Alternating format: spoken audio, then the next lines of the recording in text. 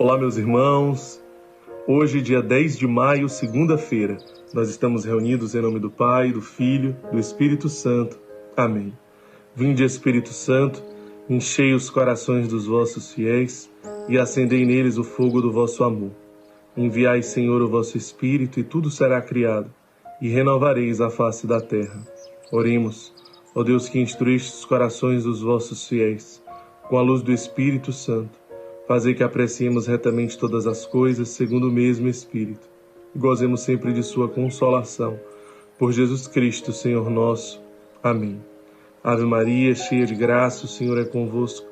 Bendita sois vós entre as mulheres, e bendito é o fruto do vosso ventre, Jesus. Santa Maria, Mãe de Deus, rogai por nós, pecadores, agora e na hora de nossa morte. Amém.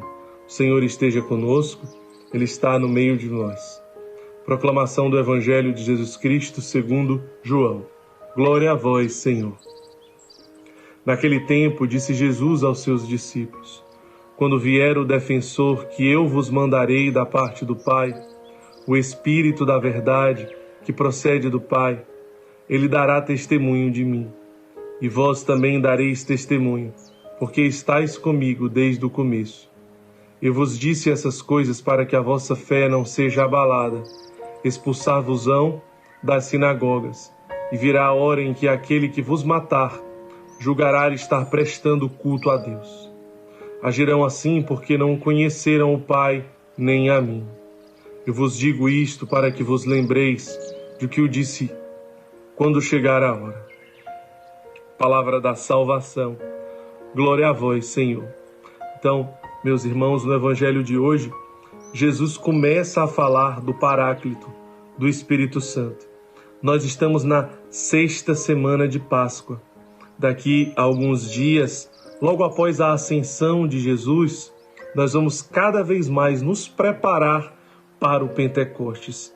Nós vamos estar em preparação para receber e viver esse momento tão profundo com o Espírito Santo do Pentecostes. É um momento em que nós já somos convidados a ir nos preparando nesse tempo pascual, nesse tempo de ressurreição, em que nós somos chamados a refletir e permitir que tudo que há de velho em nós, tudo que há de morte em nós, seja gerado ressurreição. E que nesse Pentecostes nós possamos todos ser reinflamados por essa presença ressuscitada. Paráclito.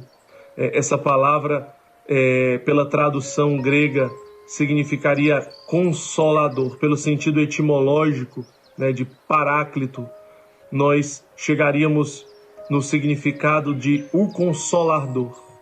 Mas existe também uma interpretação da palavra Paráclito pelo uso jurídico dessa palavra, que significa o defensor, o advogado.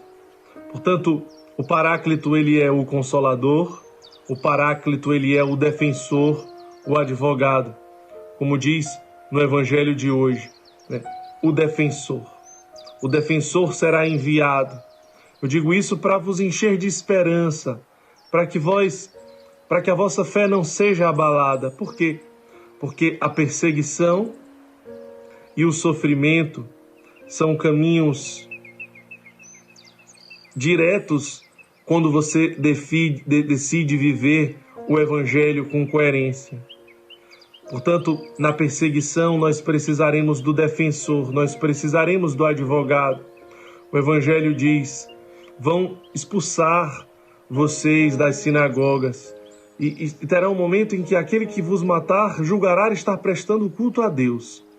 Portanto, a perseguição, ela é inerente daquele que decide viver com coerência o Evangelho. Mas o Senhor nos promete que nos envia e nos enviará um Paráclito, que significa um defensor, um advogado. Nós não precisamos ter medo, nós não precisamos temer. O Senhor está conosco, o advogado está conosco. E também em meio ao sofrimento, e também em meio à dor.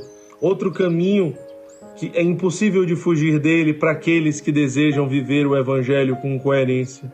Mas não estamos sozinhos. O Espírito Santo Consolador está conosco, para nos encher da sua graça, da sua misericórdia, da sua presença. Portanto, diante desta verdade, é importante até mesmo nos questionarmos e refletirmos sobre: eu estou vivendo o Evangelho com coerência?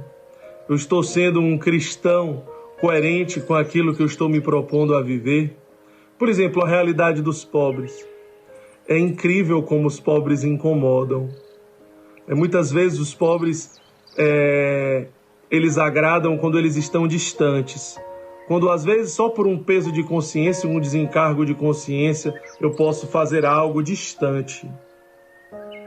Mas estar próximo do pobre, conviver com o pobre, perceber a necessidade de tocar, perceber a necessidade de adentrar em um mistério, tudo isso nos incomoda, tudo isso nos inquieta, tudo isso nos tira do comodismo. Então, são poucos os que ficam com o Cristo pobre, são poucos os que querem seguir o Cristo crucificado, o Cristo abandonado. São poucos os que querem imitar esse Cristo, são poucos os que querem gastar tempo realmente com esse Cristo. Então, os pobres incomodam, mas nos pobres nós encontramos a centralidade do Evangelho. Por isso, mesmo sendo os poucos que decidem estar com os pobres, nós abraçamos o sofrimento, nós abraçamos a dor, nós abraçamos o Evangelho sem querer fugir dele, pelo bem-estar, pela tranquilidade, pelo comodismo, pelo egoísmo, pelo relativismo, pela indiferença do meu, o meu trabalho, o meu emprego, as minhas coisas, a minha casa, a minha família. Tudo bem, mas e a daquele que não tem nada disso? E daquele que não tem ninguém? Aqui está a centralidade do Evangelho. Poucos querem seguir esse Cristo que sofre, poucos querem seguir esse Cristo que é perseguido. Mas quando nós vivemos com coerência o Evangelho, é esse o caminho que nós abraçamos. Mas nunca se esqueça, o Espírito Santo está com você para dar testemunho de mim, de Jesus. Testemunho de mim daquilo que verdadeiramente é Cristo. Cristo não é um Papai Noel que está distribuindo presentes para que você tenha uma vida mais cômoda e mais tranquila. Ele não é aquele que você deve sugar para suas coisas, para sua casa, para o seu emprego, para o seu trabalho, para suas coisas, para o seu cotidiano da vida. Não! Cristo é aquele que se oferta, é aquele que se consome, é aquele que se encarna, é aquele que gratuitamente oferta a vida por aquele que não pode te dar nada em troca. Por isso, dar testemunho de mim é dar testemunho de um Cristo verdadeiro, de um Cristo vivo, de um Cristo encarnado, e ser a presença desse Cristo. Quando nós somos chamados para ser testemunha em um processo, é porque nós temos algo que nós vimos, algo que nós tocamos, algo que nós conhecemos. Portanto, que esse Espírito Santo, Consolador e Defensor, ele também gera em nós uma intimidade com Deus, uma intimidade com Cristo, para conhecê-lo, amá-lo e se tornar um com Ele, e se assemelhar a Ele, ao ponto de dizer: já não sou eu mais que vivo, é Cristo que vive em mim. Portanto, imitar e ser a presença desse Cristo. Que Deus nos abençoe, em nome do Pai, do Filho e do Espírito Santo. Amém.